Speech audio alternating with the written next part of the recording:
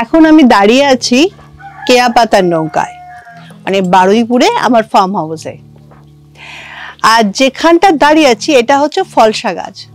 ফলসা গাছ আমি জানি না, যারা গ্রামে থাকো তারা দেখেছো, এইভাবে পাতার পিছন দিকে হয়। দেখো পাতাটা সামনে, আমার শুটিং করার সময় হলেই ওরা আমার সঙ্গে শুটিং করতে চায় মনে হয়। ওকে একটু দেখিয়ে দাও। যখনই শুটিং করতে আসি, যখনই কিছু বলার কথা বলি, তখনই কিন্তু ওরা আমার সঙ্গে সাড়া দেয়। ঠিক আছে, যেই ক্যামেরা ঘুরেছে সঙ্গে সঙ্গে সাউন্ড, মানে একদম শেখাতে হবে না। যাকে যে কথাটাতে ছিলাম, এখন আমি ফলসা গাছের তলায় রয়েছি। ফলসা গাছটা দেখো, যদি পিছন থেকে দেখো তাহলে কিন্তু এখানে প্রচুর ফলসা দেখতে পাবে, কিন্তু সবই কাঁচা ফলসা। কালকে যারা এসেছিল বা পরশু যারা এসেছিল তারা সব পেরে ফেলেছে। তো আমি পারতে হবে একটু ওপরের গাছ থেকে, সবকটা আমার হাত যাবে না, কাউকে বলতে হবে ওপরে গাছ থেকে পেরে দিতে।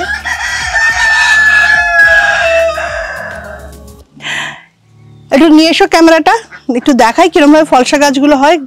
পাতার পিছন দিক থেকে এরকম ভাবে পাতা ঢাকা থাকে, সামনের দিক থেকে দেখলে কিন্তু এরকম মনে হবে। এটা একটু সামনের দিক থেকে দেখো, এইখানটা দেখো, এই যে পিছন দিকে সব হয়ে রয়েছে। ফলসাটা খেতে ভীষণ ভালো লাগে, কিন্তু পাড়াটা ভীষণ ডিফিকাল্ট, কারণ এই একটা করে পারতে হবে। তো সেক্ষেত্রে পাড়া খুব অসম্ভব হয়ে যায়, সবই প্রায় ঝরে পড়ে। আর তখন আমাদের এখানে যারা রয়েছে, মুরগি, হাঁস, ছাগল যা রয়েছে, তারা কিন্তু আনন্দ করে ফলসা খায়। তো আমি একটা দুটো তো ছোট ছোট পারবই। দেখো এইটা হচ্ছে পাকা ফলসা, কিন্তু এখন এটা পুরো হয়নি। মুশকিল যেটা হয়, ফলসা পেরে কোনো একটা জায়গায় রাখতে ইচ্ছা করে না, সঙ্গে সঙ্গে খেয়ে নিতে ইচ্ছা করে। তবে আরো অনেকগুলো ফলসা গাছ আছে, সেগুলোর দিকে যাব। আমার বাগানে মোটামুটি 6টা-7টা ফলসা গাছ রয়েছে, প্রচুর ফলসা হয়, সকলকে দিয়েও বেড়াই। একবার দেখিয়ে দাও কিরকম সুন্দর লাগছে নিচটা।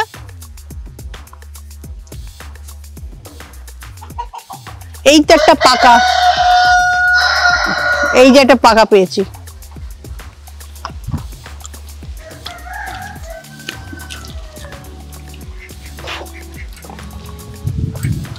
আমি আর মিষ্টি এলে যেটা হয়, ফলসা তুলতে যাই কিন্তু একটাও ব্যাগে করে ভরতে পারি না, সবকটাই তুলি আর মুখে টপাটপ খেয়ে ফেলি।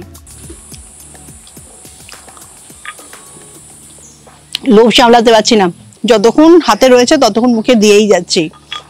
যেহেতু এখানে 7-8খানা ফলসা গাছ, প্রচুর ফলসা হয়, প্রচুর ফলসা পড়ে যায়, সেটা তো হাঁস মুরগি খায়। যেগুলো আমাদের হাতের সামনে আসে সেটা তো আমরা পারি।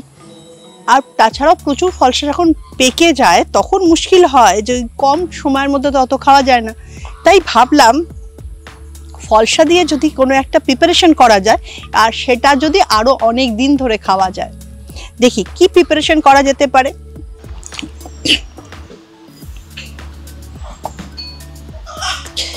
একটু তেল দেব, সর্ষের তেল, তার সঙ্গে একটু গরম হোক। কি দেওয়া যায়, সাদা আর কালো সর্ষে রয়েছে, এবার একটু সর্ষে দিয়ে দিই।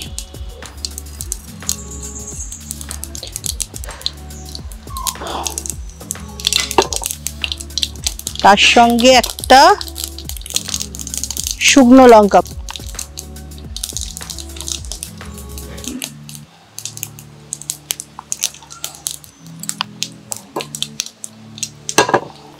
এবার খানিকটা ফলসা দিয়ে দেবো।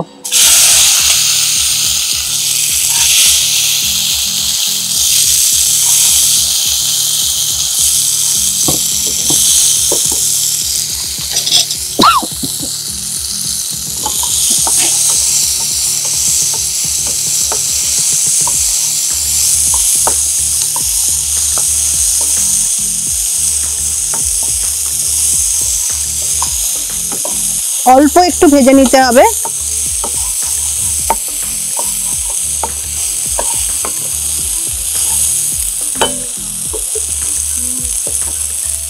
এবার পরিমাণ মতো নুন,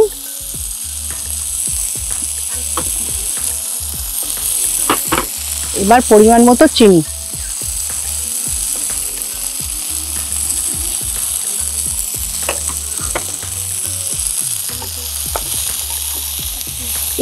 একটুখানি হলুদ,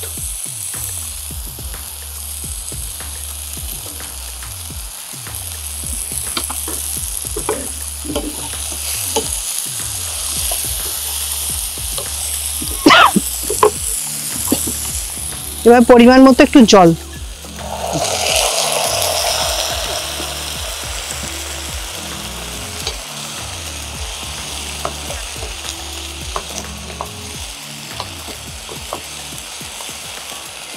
আমার মনে হয় চিনিটা আর একটু বেশি দেওয়াটাই বেটার হবে।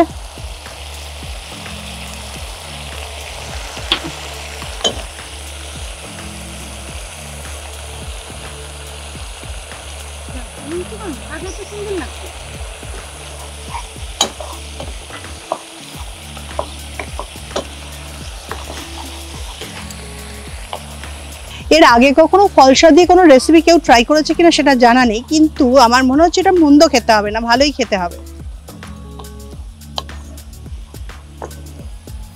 অল্প একটু কিন্তু জিরে ভাজা দেব,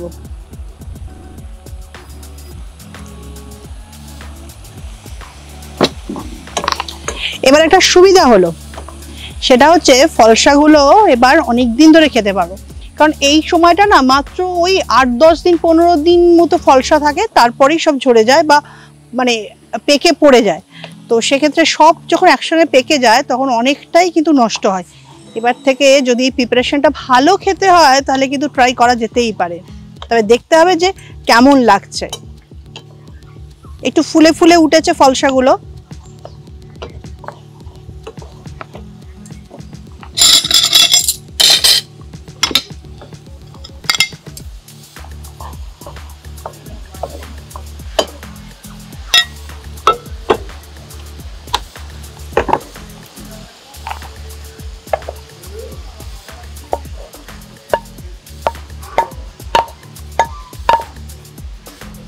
দেখতে মনে হচ্ছে সেই ছোট ছোট কুল হয় না, হজমিওয়ালাদের কাছে পাওয়া যায়, সেই রকম ব্যাপার। এবার একটু টেস্ট করে দেখি।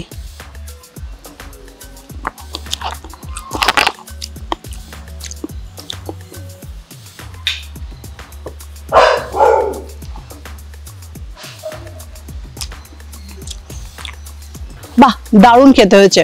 ভাবছিলাম যে কেমন খেতে হবে, কিন্তু বেশ সুন্দর লাগছে। যেমন কুলের আচার যেরকম লাগে খানিকটা সেরকম, কিন্তু যেহেতু ফলসার একটা নিজস্ব টেস্ট রয়েছে সেটা যখন মুখে পড়ছে সেটা কিন্তু আরো ভালো লাগছে।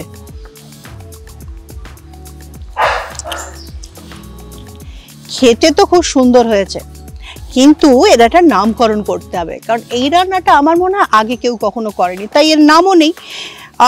এই নামটা খুব ভালো যাবে হচ্ছে ফলসার ফাজলামি। কারণ সত্যি কথা বলতে তোমাদের সঙ্গে ইয়ার্কি করতে করতেই তো একটা হঠাৎ করে রান্না করে ফেললাম, তো যাই হোক, সেটা ফলসার ফাজলামি হতে পারে, ফলসার চাটনি হতে পারে, যেটা ভালো লাগে সেটা বলেই ডাকা যায়। কিন্তু কেমন খেতে হয়েছে সেটা একটু পরখ করে দেখব। আমাদের কেয়া পাতার নৌকাতে বেশ কয়েকজন আজকে গেস্ট এসছে, তারা জাস্ট এখন খেতে বসেছে। চলো এই প্রিপারেশনটা দিই এবং তাদের জিজ্ঞাসা করি কেমন লাগছে। চলো। এই তো আপনাদের খাওয়া শেষ হয়ে গেছে তো? কেমন লাগলো খেতে? ভালো লেগেছে? আমি আজকে একটা নতুন রেসিপি করেছি, সেটা হচ্ছে ফলসার ফাজলামি। তো একটু টেস্ট করে দেখতে হবে, খেয়ে বলতে হবে ভালো কি খারাপ, কারণ আমি রোজ রান্না করি, রোজ নিজে নিজেই খাই, নিজে নিজেই টেস্ট করি আর বলি ভালো হয়েছে। তো আপনাদের কিন্তু বলতে হবে। ঠিক আছে, আজকে আমরা এসে পড়েছি, আর কোন কোন দিন আসবো? আমি তো মাঝে মাঝেই চলে আসি, তাহলে আপনারাও মাঝে মাঝে চলে আসুন। কোইনসাইড করবে কি করে যে আপনি কবে আসবেন আমরা কবে আসব? না, রোজ তো আর এই জিনিস হবে না, রোজ অন্য রকম হবে। থ্যাংক ইউ, রান্না করে দিচ্ছেন, এটাই তো দারুণ। দেখার জন্য মোটেই হয়েছে না, সত্যি খুব ভালো হয়েছে। ক্যামেরার ওপারে যারা থাকেন তারা ভাবে বোধহয় রোজই কেয়াদি কিছু না কিছু রান্না করে, নিজেই টেস্ট করে আর নিজেই বলে ভালো। তো ভালো হয়েছে, ভালো হয়েছে। ফলসার চাটনি খুব ভালো হয়েছে। আমিও তো ভাবিনি, কারণ এত ফলসা দেখে আমার মনে হলো যে এটাকে স্টোর করে রাখতে হবে, এত ফলসা তো খেতে পারবো না। আর আপনি জিজ্ঞেস করছিলেন যে কি কি প্রিপারেশন দিয়েছি, এই প্রিপারেশনটা জানতে গেলে কিন্তু আমার ইউটিউবটা ফলো করতে হবে, কারণ আমি নিজে রান্না করি, তখন যা মনে হয় তাই দিই, পরক্ষণে সেটা ভুলেও যাই। তাহলে বন্ধুরা খেতে কিন্তু বন্ধ হয়নি, একবার কিন্তু তোমরাও ট্রাই করে দেখতে পারো। ফলসা আনো আর বাড়িতে এরকম একটা রেসিপি করে ফেলো।